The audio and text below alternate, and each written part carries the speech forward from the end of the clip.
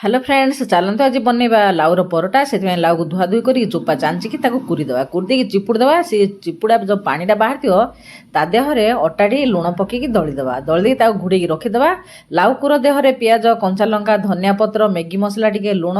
लंका गुंड सब गोलेकी भल भाव रखीदे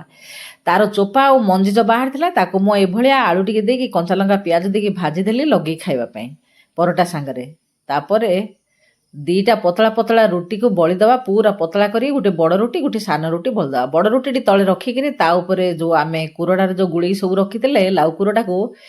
पकई देकी छोट रुटी देकर साइड जगह सब ये दबेक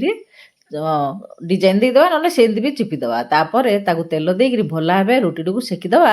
तापर जो लाउ चोपार भजा सांगे लगे खाइबा बढ़िया टेस्ट लगे आपण मैंने खातु आ भिडियोटी केमिति लगिला कमेंट करंतु आज भी रोची नमस्ते जय जगन्नाथ।